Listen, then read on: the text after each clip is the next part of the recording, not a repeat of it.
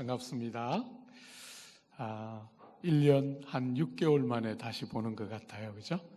하나님이 우리에게 말씀 많이 주셔서 하나님의 말씀이 성도들의 영혼 속에 또 전하는 자와 듣는 자의 심령 속에 함께 입해서 성도의 사귐과 교통이 어떤 것인가, 그런 것들을 좀 누리고 경험하는 좋은 시간이 되기를 기대해 봅니다.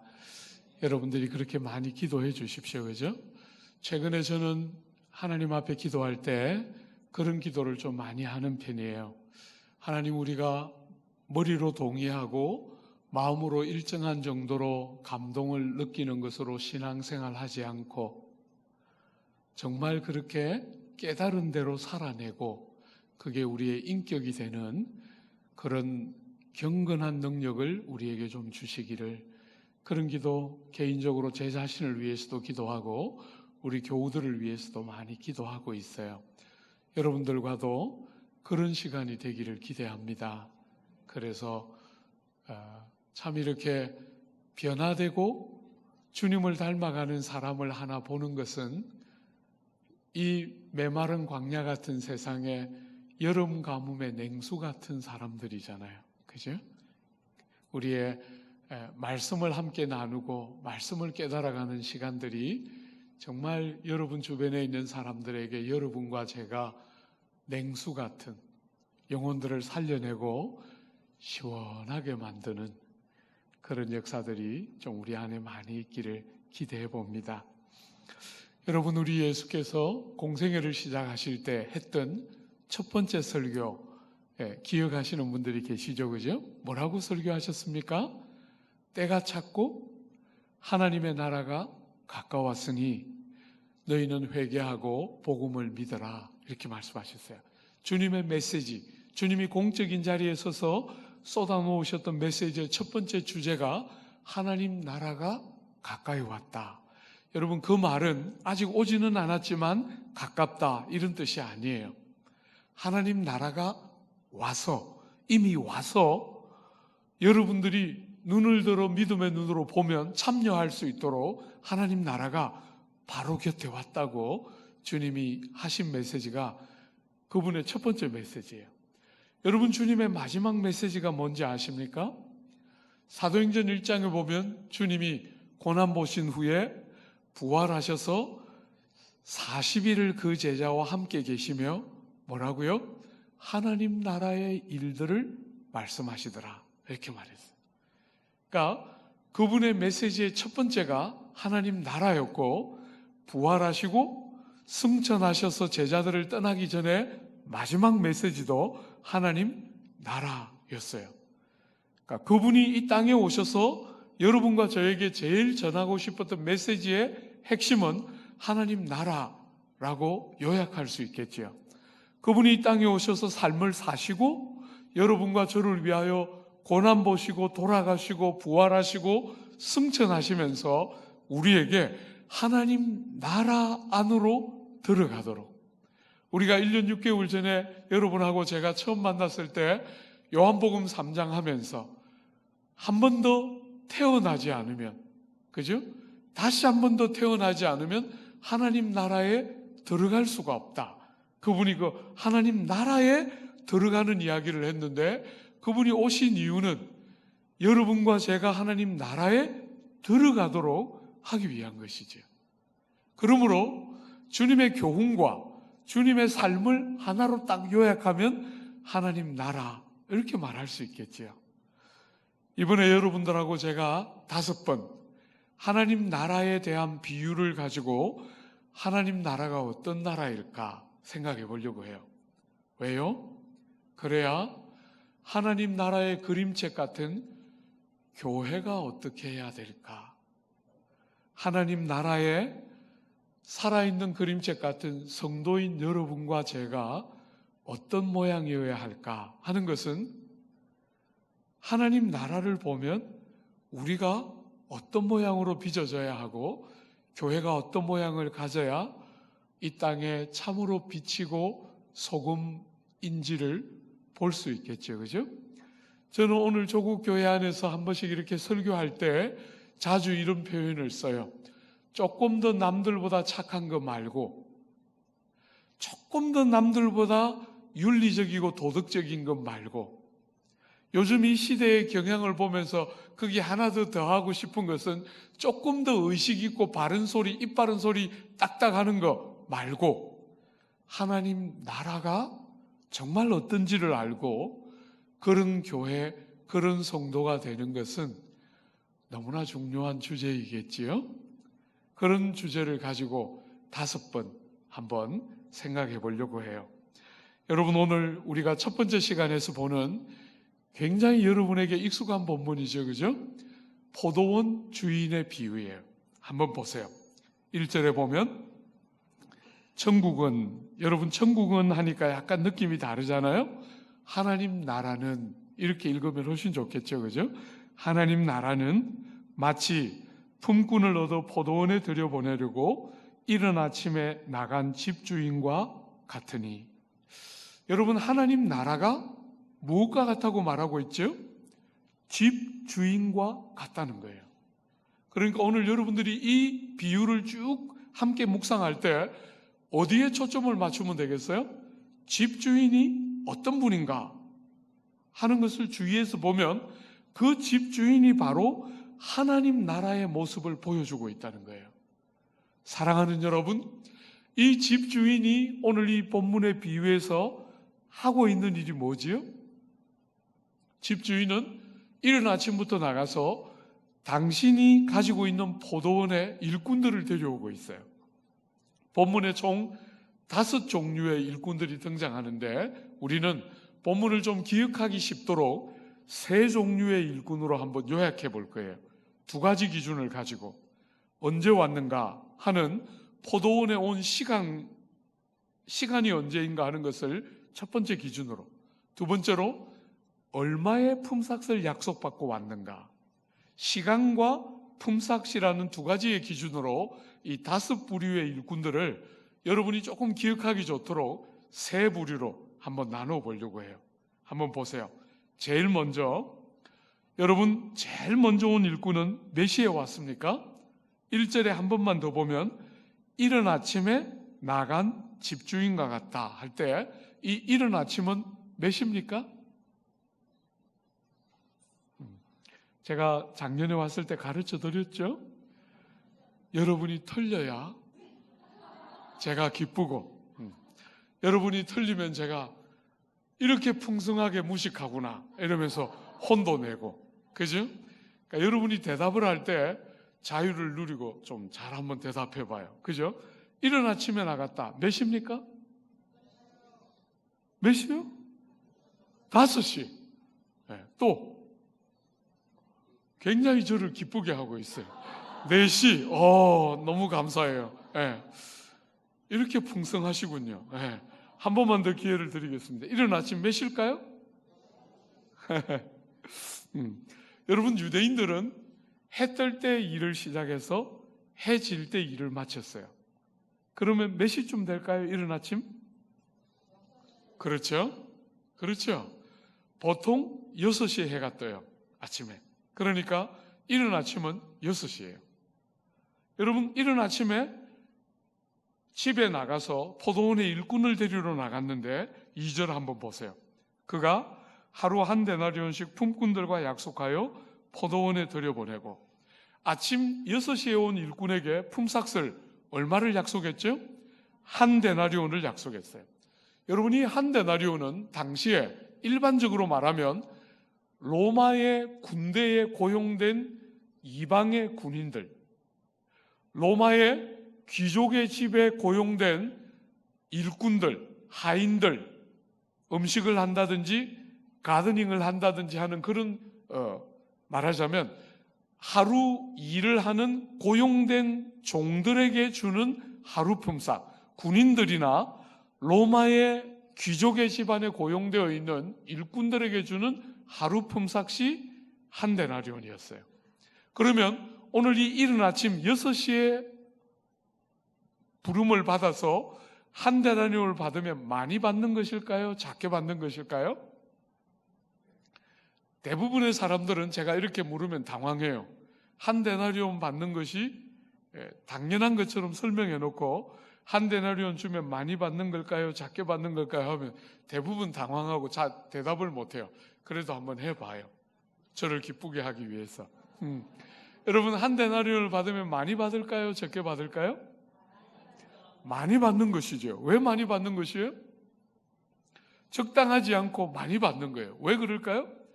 여러분, 일반적으로 한 데나리온은 로마에 고용된 군인이나 귀족 집안에 고용된 종들을 위한 하루의 품삯이었다면 왜 이게 한 데나리온을 주는 포도원에 고용된 일꾼들에게 한 데나리온을 주면 왜 많이 주는 것이 될까요?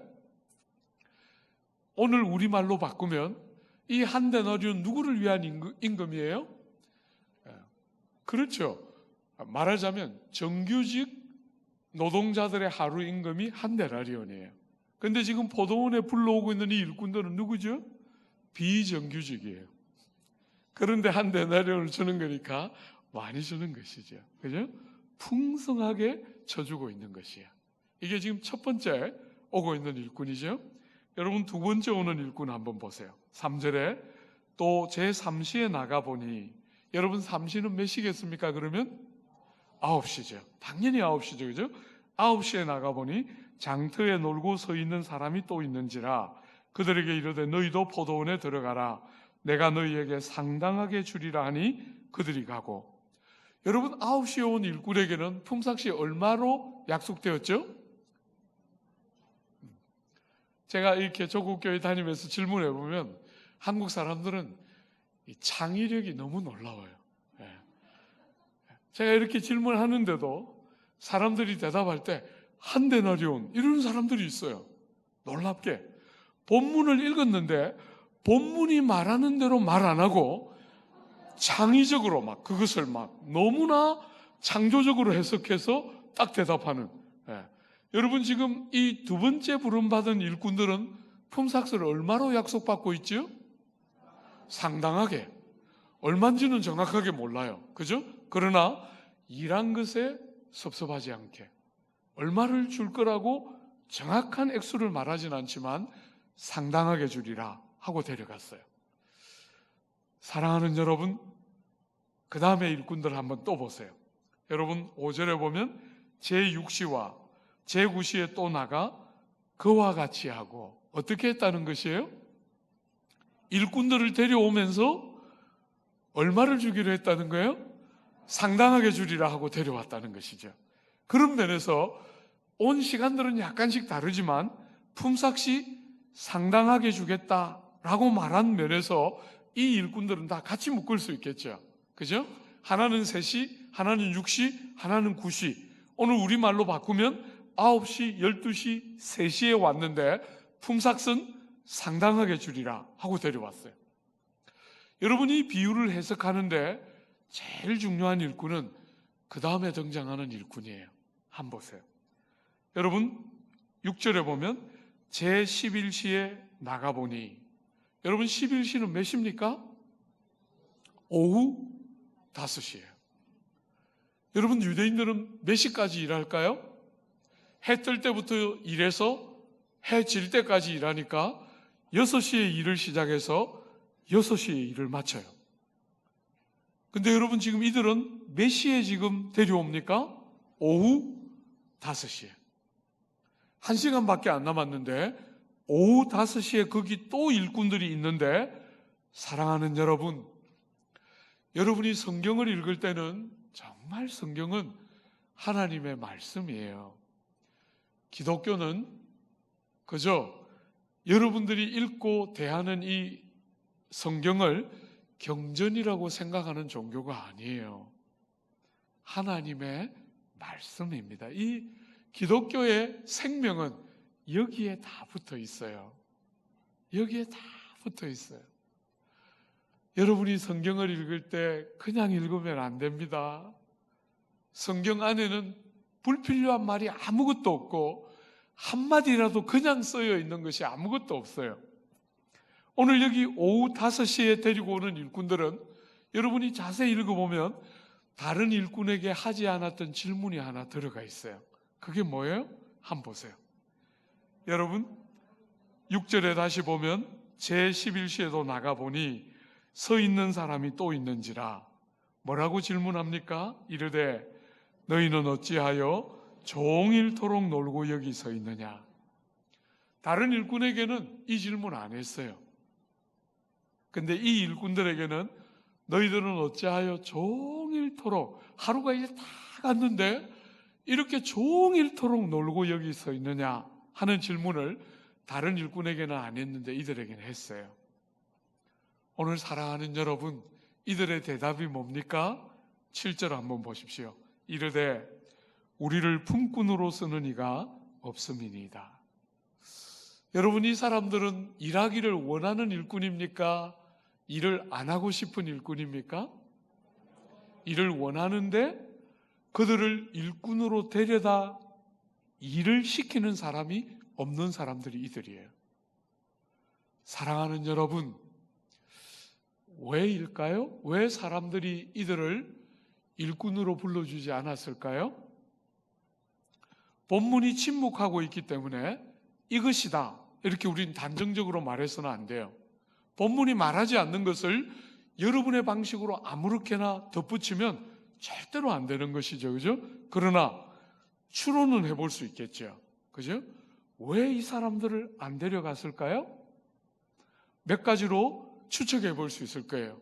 어쩌면 여러분의 교회는 제가 이렇게 조국 교회를 다녀보면서 느끼는 것과 느낌이 약간 달라요. 젊은 사람들이 상대적으로 굉장히 많습니다. 형님들, 누님들도 간혹 눈에 띄기는 하지만 대부분은 저보다 동생들 같이 생겼어요. 예. 제가 액면가는 한 70 정도 돼 보이죠? 예. 조금 아직 못 먹었어요. 어쨌거나 굉장히 여러분들은 상대적으로 좀 젊어요. 여러분, 이 사람들 왜 일꾼으로 안 썼을까요? 흰머리가 많아서 포도원에 일을 시키고 부려먹기가 어쩌면 약간 부담이 됐을지도 모르겠어요. 여러분, 어쩌면 상대적으로 체격이 좀 작아서 왜소해서 일꾼으로 일을 잘 못하게 생겼을지도 모르겠어요. 어쩌면 장애가 있을지도 모르겠어요. 어떤 이유에서인지 모르지만 이 사람들은 일을 하고 싶은데 일꾼으로 불러주는 사람이 없었어요. 그래서 오후 5시가 되도록 그 시장을 떠나지를 못하고 일을 시켜줄 사람들을 기다리고 있었는데 오후 5시에 이 하나님의 나라를 보여주는, 하나님의 나라는 포도원 주인과 같다 이렇게 말씀하셨는데 그 주인을 만나면서 이들이 일할 수 있는 곳으로 보냄을 받게 되는 것이 오늘 이 비유의 내용이지요. 오늘 사랑하는 여러분, 이 비유를 해석하는데 너무 중요한 마지막으로 부름받고 있는 이 오후 5시에 부름받고 있는 일꾼들에게는 품삯이 얼마로 약속되고 부름받고 있습니까? 본문 한번 컨닝해 봐요. 여러분, 이 품삯을 얼마를 약속하고 이 일꾼이 포도원으로 가고 있죠? 제가 이미 답을 약간 드렸기 때문에 제가 답을 안 드렸으면 여러분이 여기서 틀림없이 한 데나리온 했을 거예요. 뒤에 한 데나리온 받는 게 나오기 때문에. 그런데 사실 오늘 본문은 뭐라고 말하고 있죠? 말 안 하고 있어요. 그죠? 침묵하고 있어요. 여러분, 성경을 그렇게 읽어야 해요. 성경이 말하는 것을 읽어야 해요. 우리가 원하는 대로 읽으면 안 됩니다. 하나님의 말씀이기 때문에.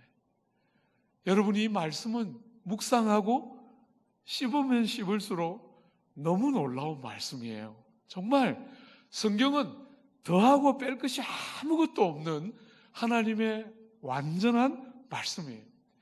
여러분, 오늘 이 오후 5시에 포도원으로 가는 이 일꾼들에게는 품삯과 임금에 대한 이야기가 다 빠져 있어요. 너무 당연하지 않습니까? 여러분, 이른 아침에 오전 6시에 포도원 주인이 가서 너 우리 포도원에 가서 일하라 이렇게 말했을 때 사람들은 대부분에 뭐라 그랬겠어요? 얼마 줄 거예요? 이렇게 물었을 거예요. 당연하겠죠? 근데 여러분, 오후 5시에 포도원 주인이 그 일꾼들에게 너희들 우리 포도원에 가서 일해라 하고 불렀을 때 그 오후 5시에 있는 일꾼 중에 우리 얼마 줄 거예요? 이렇게 말한 사람이 있을까요? 아무도 없었을 거예요.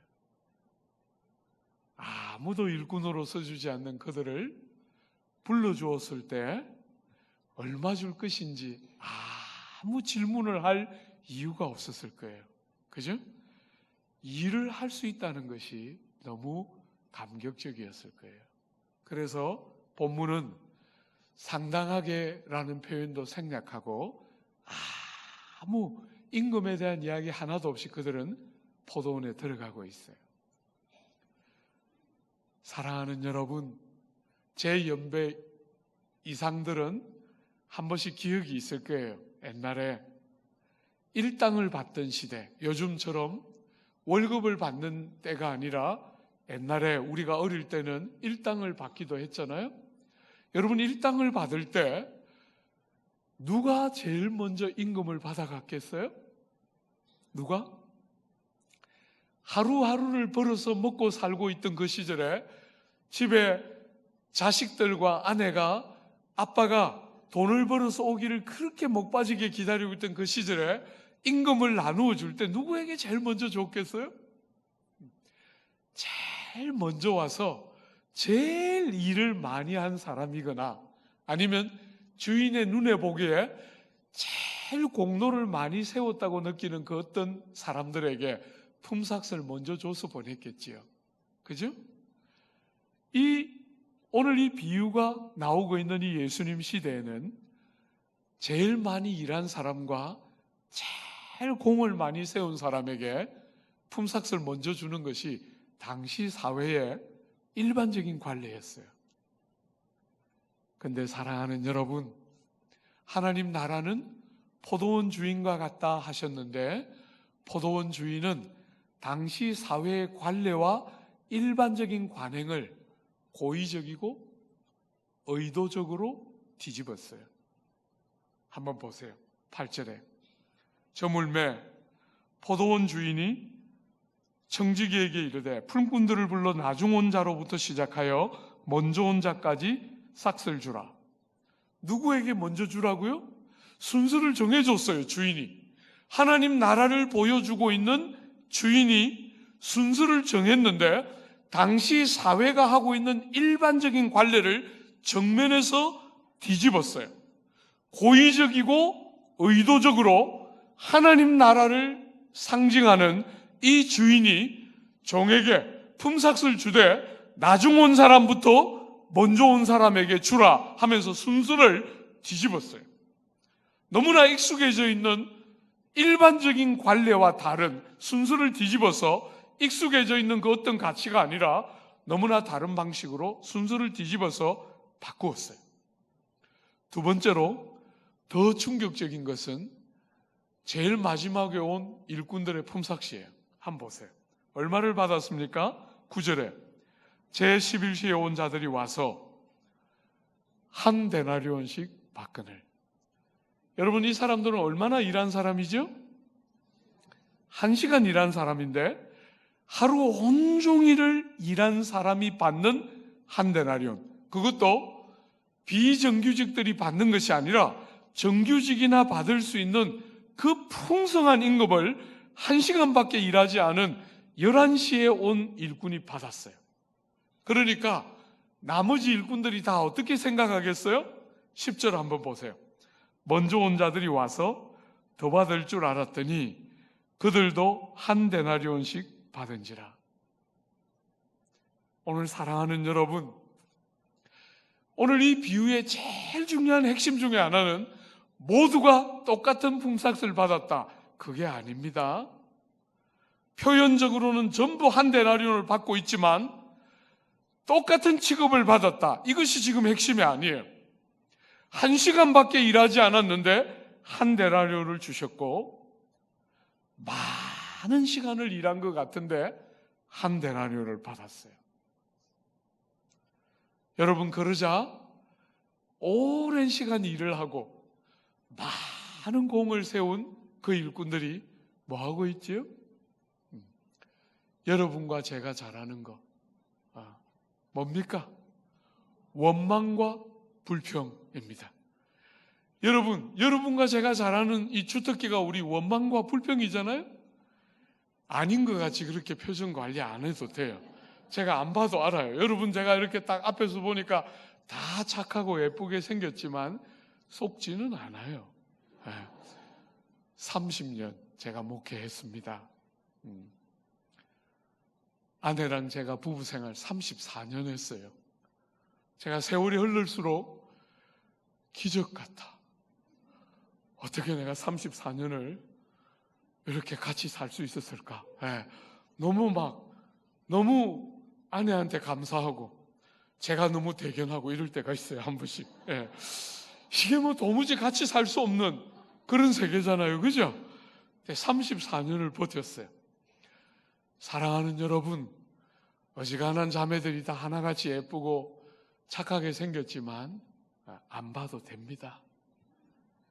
제 아내 안에서 숱하게 제가 봤기 때문에 제가 우리 집사람 별명 지어줬어요. 집안 호랑이. 우리 집 안에 있는 호랑이입니다. 여러분 제가 다른 사람 무는 거 제가 본 적 없습니다. 그 호랑이. 저만 무는 호랑이입니다.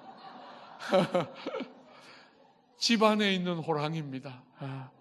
왜 나만 무는지 모르겠어요. 남도 좀 물었으면 좀 한 번씩 덜 섭섭하겠는데 그 호랑이는 나밖에 물 줄 모르는 호랑이에요. 모두에게 관대한데 저에게는 험악합니다. 사랑하는 여러분, 참 세월들을 이렇게 살아오면서 여러분들이 다 봤죠? 세상을 살고 세상을 살면서 누군가를 사랑하고 인생을 사는 게 뭔지 여러분들이 다 겪었을 거예요. 주 안에 사랑하는 여러분, 한 데나리온을 받자 오랜 시간 일하고 공을 많이 세웠다고 생각하는 사람들이 불평하고 원망하는데 불평할 때 주로 어떻게 합니까? 그냥 하면 재미가 없어요. 불평이. 그래서 불평할 때 주로 어떻게 하죠? 내가 잘한 것과 상대가 못한 것을 비교해요. 내가 잘한 것과 상대가 잘한 것을 비교하면 이 재미가 없어요. 불평할 때. 근데 막 내가 잘한 것과 상대가 못한 것을 비교하면 막 신이 막 나면서 막 나의 이 불평과 원망이 얼마나 정당한가 막 합리화되면서 막 불평하는데 한번 보세요. 여러분 이분들이 지금 어떻게 불평하는지 한번 보세요. 먼저 온 자들이 한 데나리온 받은지라 11절에 받은 후 집주인을 원망하여 이르되 나중 오니 사람은 1시간밖에 일하지 아니하였거늘 그들이 종일 수고하며 더위를 견딘 우리와 같게 하였나이다. 여러분 이들이 지금 하고 있는 이야기가 뭐예요? 첫 번째 시간이에요. 저 사람들은 1시간, 나는 12시간. 여러분 두 번째는 뭐죠? 수고와 고생. 저 사람들은 해가 다 져서 그 이스라엘 땅에 여름에 그 떼약볕에 내리쪼이는 그 햇볕 전혀 한 번도 제대로 안 맞고 해가 다 져서 오후 5시에 왔으니까 그늘에 그것도 1시간밖에 일을 안 했는데 더위와 그 죽을 고생을 다 감당한 나와 저 사람을 똑같이 취급했다. 이러면서 막 분노와 억울함과 원망과 불평이 막 신이 나서 막 불평하고 있어요. 여러분 어떻게 생각해요? 조금 우리가 교양이 있기 때문에 드러내놓고 말은 못해도 충분히 동의가 되죠. 안 되는 것처럼 하지 말고 그죠? 충분히 되죠. 충분히 돼야 돼요. 사랑하는 여러분, 그런데 여러분도 동의가 되고 저도 동의가 되고 이분들도 동의가 되는데 주인, 하나님의 나라를 보여주는 주인이 어떻게 반응하는지 한번 보세요. 여러분 13절부터 15절인데요. 우리가 같이 한 번만 읽어봐요. 13절부터 15절. 주인이 그 중에 한 사람에게 대답하여 이르되 친구여 내가 내게 잘못한 것이 없노라.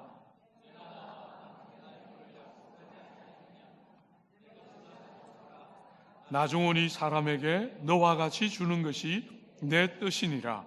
내 것을 가지고 내 뜻대로 할 것이 아니냐? 내가 선함으로 내가 악하게 보느냐? 여러분이 13절부터 15절 하나님 나라를 보여주는 주인의 반응 어떻게 읽혀집니까? 여러분들이 이 비유가 전체적으로 약간 여러분들을 당황시키는 부분이 있을 거예요. 그죠? 그리고 어떤 면에서 여러분이 13절부터 15절은 약간은 마음이 이렇게 기운이 탁 빠지는 본문 같은 느낌이 있을 거예요. 약간 이런 느낌이 들지 않습니까? 내 것, 이거 다 내 것인데 내가 내 것을 가지고 내가 원하는 대로 많이 주고 싶은 사람에게 많이 주고 작게 주고 싶은 사람에게 작게 주는데 네가 무슨 상관이냐? 약간 이런 느낌이 들지 않습니까? 그래서 대놓고 말은 못하죠. 우리가 신앙이 지금 연조가 몇 년입니까? 우리가. 그리고 제가 이 지금 교회에서 직분이 있지 않습니까? 그래서 약간 속으로는 꼬이지만 대놓고 말은 못하지요. 보는 눈이 있으니까. 그죠? 그래서 마음속으로 말은 못하고 마음속으로 그렇게 하시든지요. 네. 굉장히 섭섭한 마음으로. 그죠? 여러분 그런 마음이 있는 것이 정상적이겠지요. 그렇지만 주인이 그런 의도로 말하지 않는 것은 틀림없겠지요. 하나님은 여러분과 저에게 이거 다 내 것이다. 내가 원하는 대로 내가 알아서 하는데 네가 무슨 상관이냐? 절대로 우리에게 그렇게 말하지 않지요. 여러분의 작은 신음과 여러분 한마디 한마디는 하나님 면전에 천사들의 노래와 비교할 수 없는 너무나 큰 주님의 가장 중요한 관심사 중에 하나예요. 여러분이 하나님 앞에 쏟아내는 고백과 기도와 마음의 깨달음을 가지고 하나님 앞에 아뢰는 기도들은 절대로 너까짓게 무슨 상관이냐 이런 방식으로 주님 귀에 들리지 않아요. 천사와 비교할 수 없는 너무나 보배로운 이야기처럼 들리기 때문에 뉘앙스는 그렇지만 절대로 하나님이 여러분을 그렇게 취급한다고 생각할 이유가 없어요.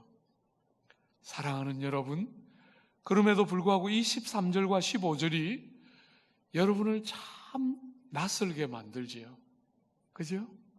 그리고 마음속에 불편함을 만들어내요. 왜요? 왜 그럴까요?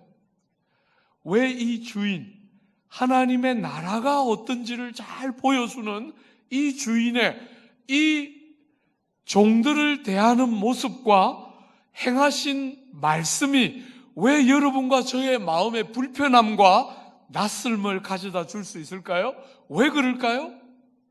사랑하는 여러분, 핵심이 뭘까요? 우리가 앞으로 보게 되는 이 하나님 나라라는 주제에 너무너무 중요한 핵심 중에 하나, 그게 뭘까요? 우리가 살아가는 이 땅의 질서와 주님이 이 땅에 가져오셔서 우리에게 보여주시고 가르쳐주시고 열어서 여러분들을 데려가고 싶어하는 하나님 나라가 얼마나 다른지를 선명하게 드러내기 때문에 하나님 나라가 여러분이 생각하는 여러분이 익숙해져 있는 세상의 어떤 원리와 너무 다르기 때문에 하나님 나라가 딱 열렸을 때 너무나 낯설고 너무나 불편하고 우리의 익숙한 어떤 것들을 깨뜨리고 우리의 생각, 우리의 가치, 우리의 논리를 정면에서 뒤집어서 많이 일한 사람이 많이 받고 공을 많이 세운 사람이 높아지는 것이 당연하다고 여기는 이 세상에 살아가고 있는 여러분과 저에게 그런 세상의 질서와 구조와 하나님 나라가 너무 다르기 때문에 그게 뭐지요? 일하지 않았는데 너무나 풍성한 상급을 넘치도록 부여하게 주시는 그 나라. 아무도 일꾼으로 불러주지 않는 사람이었는데 일꾼으로 불러서 일한 것이 얼마나 없었겠어요. 왜 사람들이 그들을 일꾼으로 안 불렀는지 우리는 이해할 수 없지만, 사랑하는 여러분, 어쨌거나 남들이 데려가지 않는 일꾼을 데려다 놓고 너무나 풍성한 임금을 아낌없이 풍성히 나누어주는 나라가 하나님 나라의 속성이기 때문에, 여러분과 제가 익숙해져 있는 세상의 구조와 너무나 다른 구조가 하나님 나라이기 때문에, 여러분이 이 비유를 대할 때 불편하고 낯설고 왜 이런 일이 일어날까 하고 당황스러운 것이지요. 다르기 때문에. 주 안에 사랑하는 여러분, 하나님 나라는 한마디로 말하면 upside down이에요. 세상이 높이고 세상이 귀하다고 말하는 것을 땅에 낮추시고, 세상이 천하다고 생각하고 무가치하다고 여기는 것을 하나님은 너무나 보배같이 영화롭게 여기는 다른 나라가 하나님 나라라는 사실을 여러분은 신앙생활을 하면서 경험해 보신 적이 있습니까? 여러분이 예배당에 왔을 때 다른 어떤 것을 다 빼고 교회를 딱 들어왔을 때 이 교회 좋은 교회다, 이 교회 사람들 참 좋다, 이런 거 제발 말고 좋은 사람 어디 있습니까, 여러분? 제가 남서울교회 다니면서 딱 가니까 한 번씩 저보고 물어요, 제 지인들이. 남서울교회 성도들 좋죠? 남서울교회 좋은 교회죠? 제가 늘 대답합니다. 아직까지는 실력을 발휘하는 사람은 없지만 곳곳에 여건이 무르익으면 실력을 발휘할 만한 재능이 충만한 분들은 곳곳에 보인다. 여러분, 제가 목회 30년 넘게 이 길 달려오면서 끝없이 기억합니다. 좋은 교회가 어디 있습니까, 여러분? 모태로부터 죄를 가지고 태어나서 악함과 죄 때문에 익숙하고 여러분이 생각하는 것보다 훨씬 더 나쁘고 부패한 것이 여러분이고 저인데, 좋은 교회라는 신화에 붙들려서 끝없이 정직한 자기를 발견하지 못하는 이 마음 아픈 조국 교회에 하나님 나라의 영광이 밀려오는데도 그 하나님 나라와 우리의 익숙한 세상이 얼마나 다른지조차도 분별이 안 되는 이 마음 아픈, 그래서 예수를 믿는다고 말은 하는데도 예배당에 딱 들어왔을 때 나는 뭐라고 말할 수 없지만, 내가 지금까지 어느 모임을 갔어도 이 모임은 그 어떤 모임하고도 다르다, 뭐라고 정의할 수 있는 것이 아닌데, 더 착한 것 같은 것도 아니고 더 출중한 것 같은 것도 아닌데, 틀림없이 우리와 똑같은 평범한 사람들이고 틀림없이 우리처럼 약점을 가진 인생들인데 왜 다를까? 이런 의심들이, 이런 궁금함들이 생겨본 적이 있습니까? 예배당에 딱 와서 사람들을 만나고 성도들을 만나고 영혼들을 만났을 때 이 사람은 왜 다를까? 왜 다를까? 뭐라고 말할 수 없는 다름이 만드는 낯섦과 다름이 인식되는 데서 오는 신선함이 여러분의 가슴에 탁 부딪혀 온 적이 있습니까? 오늘 이 비유가 하나님 나라를 여러분에게 소개하면서 여러분에게 하는 첫 번째 도전은 여러분이 익숙해져 있는 어떤 가치와 익숙해져 있는 삶의 방식과 너무나 다른 하나님 나라의 구조와 질서, 그게 뭡니까, 여러분? 이란 것이 거의 없는데 너무나 풍성한 상급을 부요하게 넘치도록 그냥 주시는 하나님 나라의 질서, 그게 뭡니까, 여러분? 여러분의 익숙한 표현으로 바꾸면 그게 뭐지요? 아무도 일꾼으로 쓰려고 하지 않는데 일꾼으로 써서 일을 다 마쳤더니 너무나 형용할 수 없이 많은 품삯을, 이게 나에게 도무지 가능하다고 여겨지지 않는 풍성한 품삯을 넘치도록 부여하게 해주시는 하나님 나라의 질서, 그게 뭡니까, 여러분? 여러분이 잘 아는 표현으로 바꾸면 은혜이지요. 은혜. 사랑하는 여러분, 하나님 나라가 왜 다릅니까? 여러분과 제가 익숙해져 있는 이 세상의 나라는 능력이 많으면 돈을 많이 벌고, 그죠? 좋은 대학을 나오면 사람들에게 높임을 받고 훌륭하다고 여김을 받고 성공했다고 인정을 받는 나라인데, 하나님 나라는 어떤 나라입니까? 자격 없이, 공로 없이, 일한 것이 없이 아무 조건을 구비하지 못한 죄인들을 의롭다 하시는 은혜가 통치하는 다른 구조.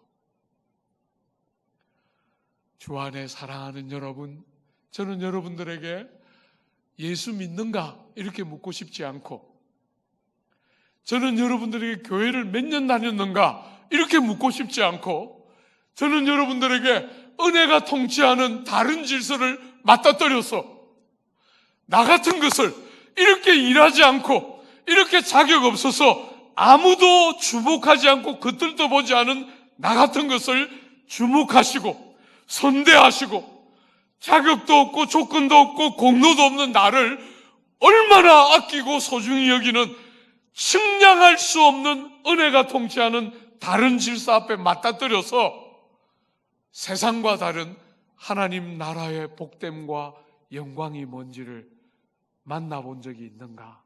이렇게 한번 물어보고 싶어요. 사랑하는 여러분,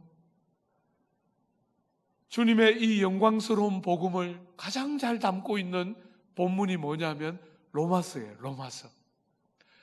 저는 정말 제가 목사로서 제일 공고하고 힘들 때마다 돌아가는 본문입니다. 로마서. 저는 지난 30년 남짓 목회를 해오면서 로마서는 2년 PBS를 하고 2년씩 3번에 걸쳐서 8년 설교했어요.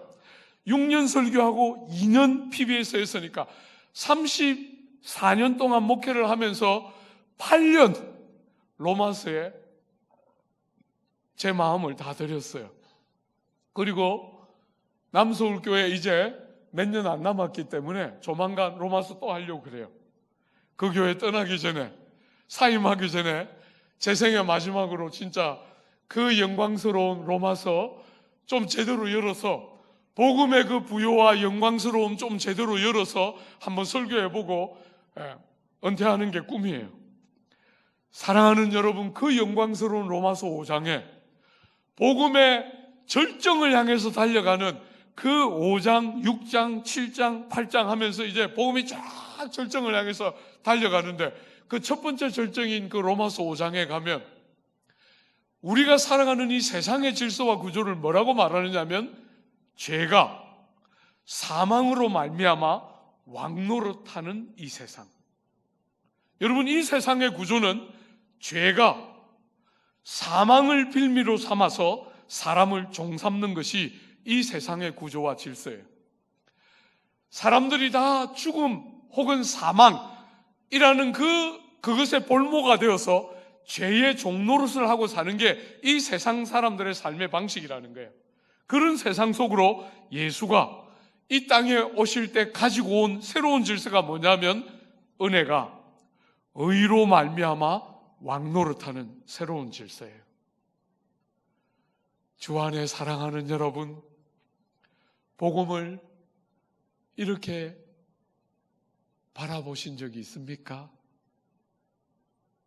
종노릇하던 여러분들의 삶에 은혜가 의로 말미암아 우리 삶에 미쳐서 종살이하던 나를 더 이상 종노릇하지 않는 자유, 존엄과 영광, 돈이나 지위나 명예가 아니라 주님이 가져오신 새로운 질서 안으로 들어갈 때 세상이 말하는 돈이 주는 높음이나 명예가 주는 존귀나 사람들의 인정이 주는 스스로에 대한 자존감의 높음, 그 어떤 것이 아니라, 여러분 그것이 얼마나 헛개비 같은지를 보신 적이 있습니까?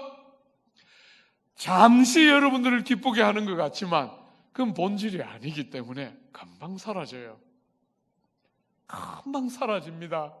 남들이 볼 때야 여러분이 조금 이렇게 타고 다니는 차 가지고 좀 이렇게 어석대고, 여러분 그 차 여러분 차고에 세워놓고 몇 번 탑니까?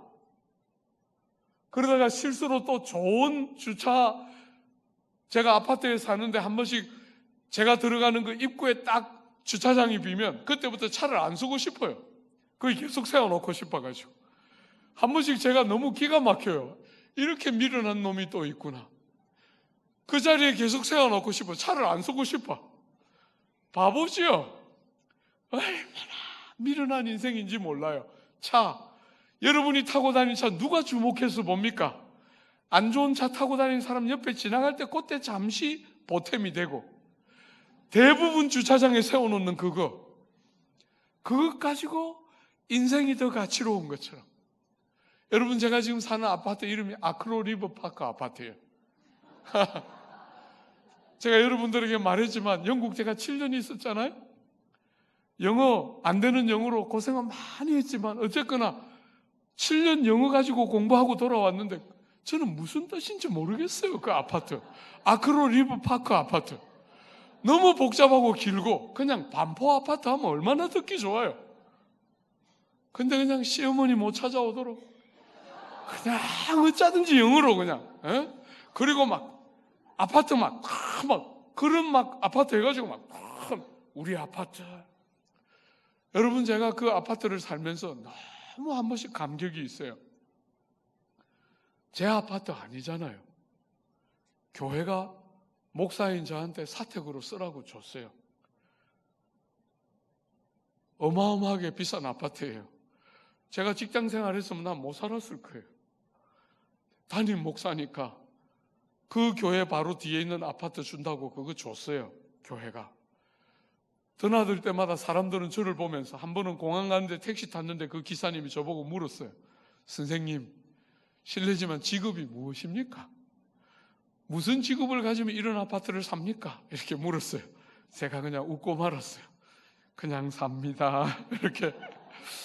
여러분, 너무나 제가 감사할 때가 많아요. 제게 아니잖아요. 그죠? 교회가 잠시 빌려줘서 일정한 시간 쓰고 가는 거니까 그것 가지고 뭐 제가 어깨 깁스할 일도 없고, 선생님 직업이 뭡니까 할 때 코를 벌렁거리면서 뭡니다 할 일도 아무것도 없고, 그냥 부끄럽고 그냥 미안하지요. 사랑하는 여러분, 얼마나 어리석은 이 세상에 그런 것 가지고 막 키재기하고 성공했다 실패했다 가치롭다 뭐 어쩌다 온갖 이름표를 막 갖다 붙이는 이런 세상에 여러분은 그 어떤 것에도 종이 되지 않고 은혜가 통치하는 다른 질서를 딱 만나서, 여러분이 서 있는 자리가 어떤 자리든지, 여러분이 타고 다니는 차가 어떤 차든지, 여러분의 명찰 앞에 어떤 대학 이름이 붙어 있든지 아무 관계없이 복음이 주는, 구주가 가져오신 새로운 질서가 주는 자유, 더 이상 종이 아니라 존귀한 그분의 자녀로서, 종이었지만 아무 공로도 자격도 없이 그분의 공로로, 그분의 은혜 때문에, 아무 자격도 조건도 없기 때문에 자랑할 거리 아무것도 없지만 더 이상 과거의 질서와 구조 안에 다시 종살이하지 않고 그분이 가지고 오신 새로운 질서가 주는 자유와 감격을 가지고 이 땅에, 여전히 그런 질서가 왕노릇하는 이 땅에 다른 질서에 속한 백성 같은 삶의 다름, 여러분 안에 있습니까? 여러분에게 예수 믿는 것은 뭘 말하는 것입니까? 죽어서 천국 가는 것입니까? 남들보다 조금 더 착하게 사는 것입니까? 남들이 이런저런 나쁜 짓 할 때 그런 일 조금 덜 하면서 양심의 가책을 받으면서 조금 더 절제하는 것입니까? 아니면 다른 질서를 맞닥뜨려서 이 땅을 사는데도 다른 질서를 맞닥뜨려서 다름이 뭔지를 알고, 그 다름이 여러분에게 가져온 자유가 뭔지를 알고, 가져야 자유한 줄 아는 세상에 없는데도 모든 것을 가진 자보다 더 많이 가진 것이 뭔지를 알고, 높아야 종기가 가능하다고 생각하는 세상에 낮은데도 높은 자들을 존경할 줄 알고 열등감과 비교의식에 빠지지 않는 자유자의 자유가 뭔지를 아십니까? 종됨이 아닌 자유가 뭔지를 아십니까? 이 영광스러운 구주가 가지고 오신 새로운 질서를 복음을 수십 년 믿는다고 하는데도 너무나 많은 사람들이 모르는 것이 오늘 조국교회 아픔의 핵심이라 할 수 있겠죠. 그저 윤리적으로 이것저것 좀 못하고 착한 일 좀 덜 해가지고 지금 이렇게 비난받는다고 자꾸 생각하지만 핵심이 그게 아니라 심장이 빠져나가고 있는 것이지요. 기독교가 구주가 하늘을 열고 이 땅에 들어와서 다른 질서를 가져왔는데 그 다른 질서를 제대로 만나지를 못하니까 예수 믿어서 자꾸 세상에서 잘 되는 것만 원하고 사니 교회가 세상에 짓밟히고 욕듣고 있는 것이지요. 사랑하는 여러분, 은혜가 통치하는 새로운 질서 이렇게 말하니까 혹 여러분들 가운데 어떤 분들은 듣기는 좋지만 그것이 진짜입니까? 이렇게 묻고 싶은 사람이 있을 거예요. 그죠? 여러분, 오늘 이 비유의 더 중요한 핵심은 은혜가 통치하는 새로운 질서가 들어왔다 하는 것만이 아니라 그 새로운 질서가 얼마나 참인가 여러분이 보셔야 해요. 종교적인 이야기를 하는 것이 아니에요. 이 은혜가 통치하는 새로운 질서가 얼마나 참인지 한번 보십시오. 여러분, 오늘 이 일꾼들이 이렇게 불평하고 원망하고 있는데 한 번만 더 이 비유를 다시 한번 생각해 보십시오. 이 불평하고 원망하고 있는 일꾼들 중에 받아야 할 정당한 싹을 받지 못한 일꾼들이 있습니까? 없습니까? 받아야 할 정당한 싹을 못 받은 사람이 있습니까? 없습니까? 여러분? 적어도 약속된 것 이상으로 다 받았습니다. 그죠? 한 데나리온을 약속받거나 상당하게 주리라 했는데 적어도 받아야 할 한 데나리온은 다 받았어요. 손해를 보거나 희생을 한 사람은 아무도 없습니다. 사람들은 불평하고 이렇게 원망하고 있지만 받아야 할 정당한 몫을 못 받은 사람은 아무도 없어요. 여러분이 은혜가 통치하는 새로운 질서는 절대로 그냥 막연한 이야기가 아닙니다. 그러면 사랑하는 여러분, 일한 것이 이렇게도 없는데 이렇게 자격을 못 갖춘 사람에게 하루 종일을 일하고 그렇게 많이 수고하고 애쓴 사람처럼 이렇게 풍성한 품삯을 받게 되는 이유가 뭡니까? 아무도 손해를 보거나 희생한 사람이 아무도 없이 적어도 받아야 할 것 이상을 다 받은 일꾼이 모두가 다 그랬다면 이런 일이 가능하도록 되어 있는, 일한 것이 작은 사람이 많이 일한 사람처럼 풍성한 싹을 받을 수 있도록 은혜가 통치하는 새로운 질서가 가능한 이유가 뭡니까? 누가 지금 손해를 보고 있는 것이지요? 사랑하는 여러분, 누가 희생했습니까? 주인이 희생했습니다.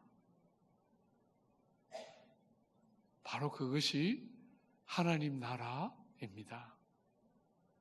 하나님 나라는 포도원의 주인과 같다, 이렇게 말했죠. 세상 나라는 왕이 제일 좋은 집에서 삽니다. 그죠? 왕이 제일 좋은 데서 삽니다. 제가 영국 7년 있었지만 여왕이 계시는데 한 번도 못 갔어요. 안 불러주더라고요. 한 번도 못 갔어요. 여러분, 아내를 데리고 프랑스 파리에 가서 베르사유를 한번 갔습니다. 여러분, 저처럼 무식하게 베르사유를 가면 안 됩니다. 베르사유를 가서 그 토끼같이 착한 아내를 데리고 걸었습니다.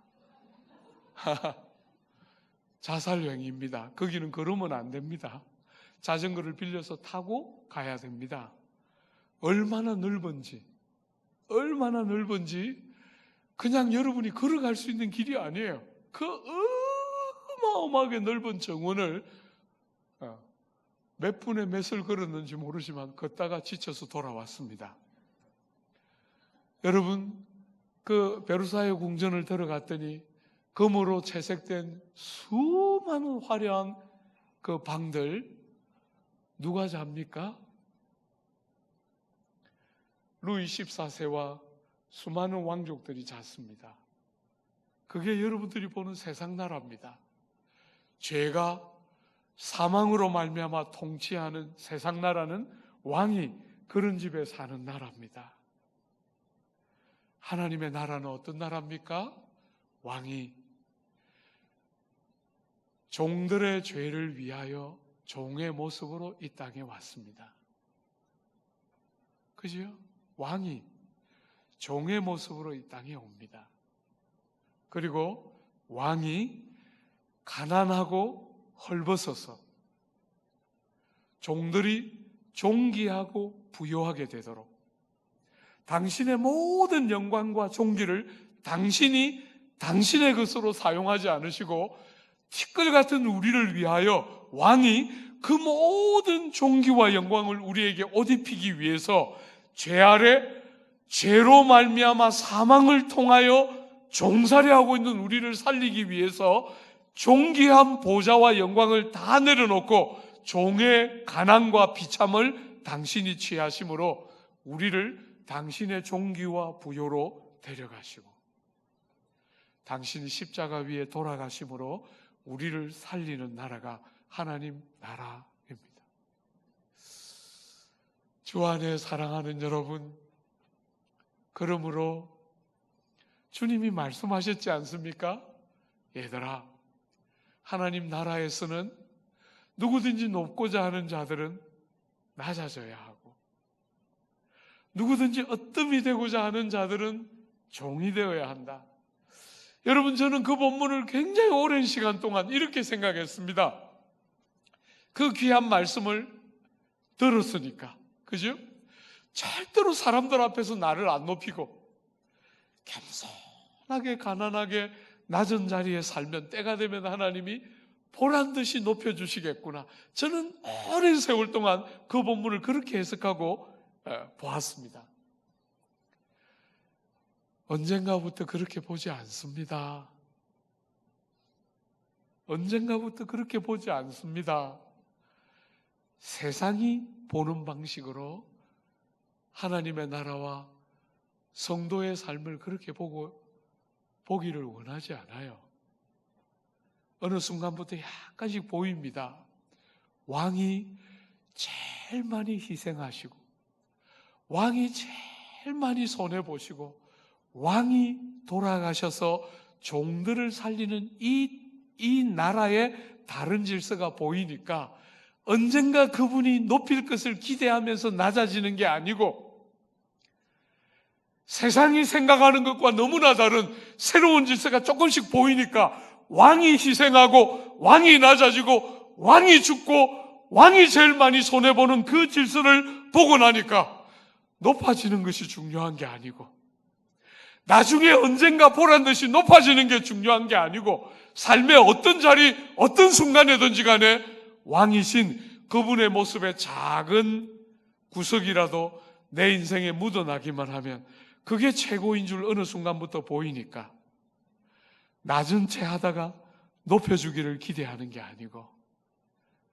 그분이 하셨던 것처럼 세상의 구조와 다른 세상의 질서와 다른 질서가 내 삶에 묻어날 수만 있다면 그것보다 더 큰 특권과 영광이 어디 있겠어요? 사랑하는 여러분, 여러분들과 오늘 읽었던 본문을 다 봤는데 혹시 눈치가 빠른 분들 제가 일부러 안 보고 있는 본문이 있다는 거 보이십니까?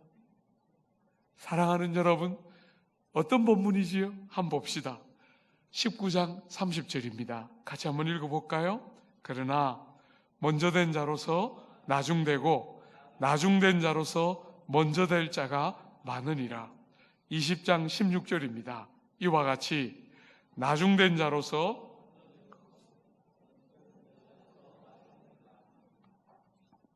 사랑하는 여러분, 이 귀한 비유는 이 두 본문 사이에 들어있어요.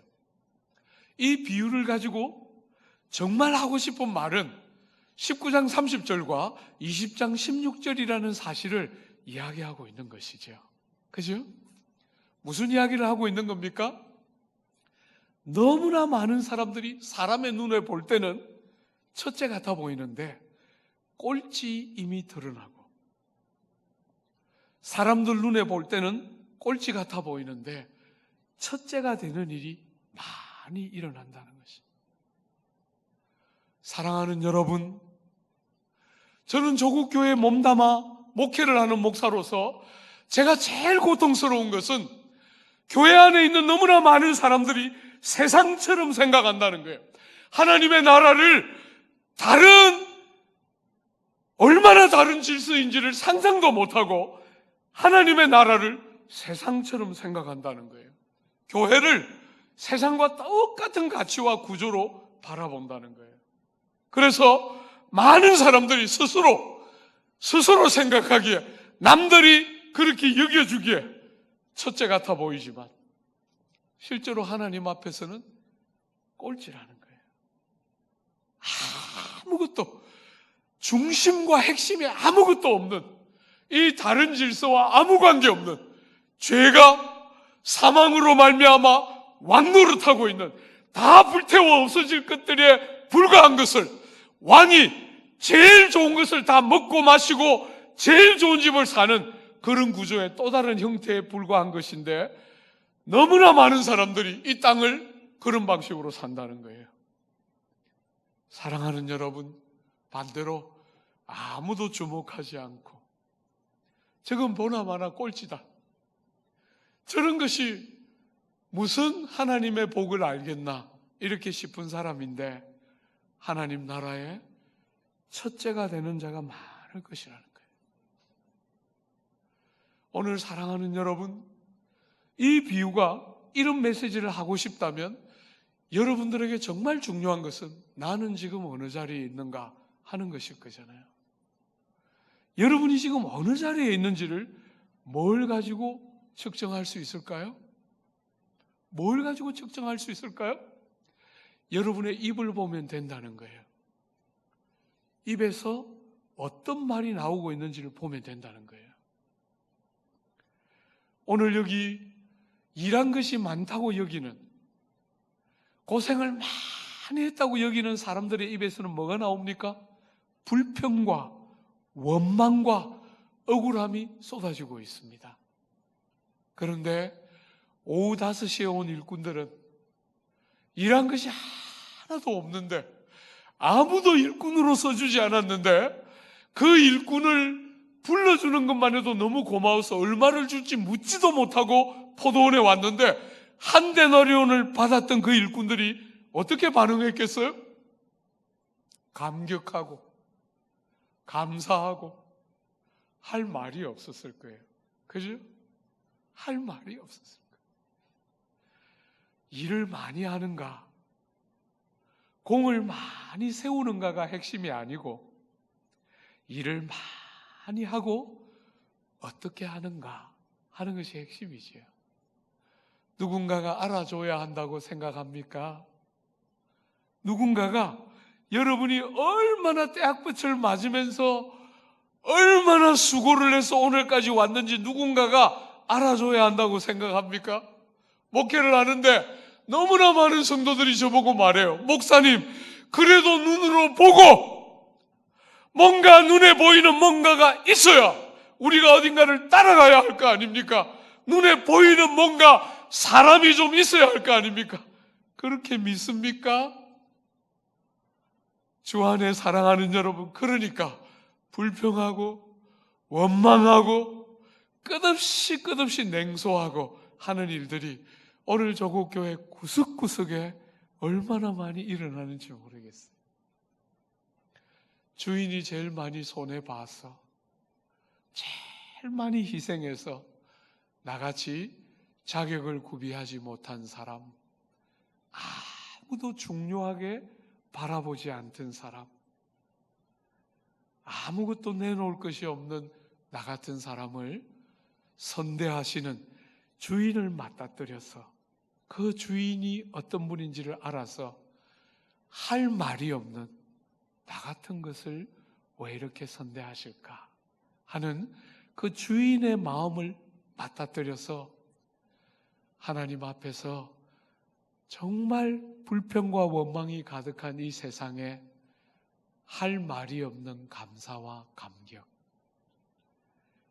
여러분들의 지금 영적인 현주소를 보여주는 그림책과 같은 것이겠지요.